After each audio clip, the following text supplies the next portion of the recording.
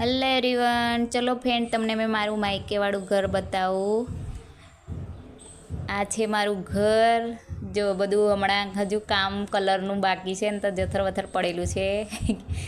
ખાટલા બધા પડેલા છે. આજે રક્ષાબંધન હતી ને તો બધા તૈયાર થયા હતા. આજે મેં વિડીયો થોડો લેટ મૂકું છું. જો અમારા ખુરશી પણ આ છોકરા જો રમી રમીને કેવું કરી દીધું છે. મારી ફેવરેટ ખુરશી મને બહુ જ ગમે. અહીંયા આ કબાટ છે ટીવી મૂકવાનું, પછી આ ખાટલો છે, પછી આ રૂમ છે અમારે જે પૂજા કરે ને એ રૂમ.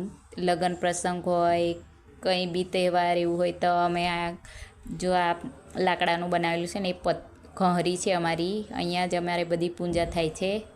પણ હજુ કામ ચાલુ છે ને તો બધું જથર વથર પડેલું છે. અને આ છે રસોડું. જો રસોડા પર બને છે. ગેસ પર ભાત બી મૂકેલું છે. જો અમારું રસોડું છે. ટાઈસો છે ને અમારે પપ્પા જાપ બેહાડી દીધી હતી ને તો બરાબર નથી બેઠી, તો હવે નવાસરથી કરવાનું છે રસોડું. બધી સિમેન્ટ લાગી ગયેલું ને તો ગંદુ લાગે છે. અને આ રૂમ છે ભાઈનો.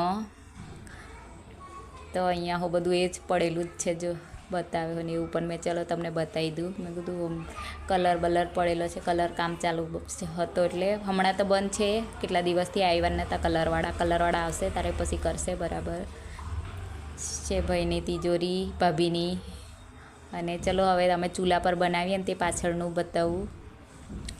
જ્યાં અમે ખાવાનું બનાવીએ, રોટલા શાક ચૂલા પર મસ્ત ખાવાનું લાગે, ટેસ્ટી. એટલે અમે મોટા ભાગે તો ચૂલા પર જ બનાવીએ છીએ. જો બનેલું બને બી છે અંદર. કશું શાક મૂકેલી છે મમ્મીએ.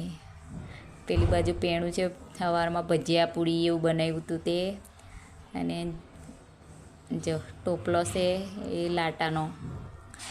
લાટાથી હળગાવીએ. પછી આ બાજુ સંડાસ બાથરૂમ છે, પણ અમારી બેને બતાવ્યું નહીં. અમારી મમ્મી આવે છે. જો મમ્મી કશું કામ કરે છે.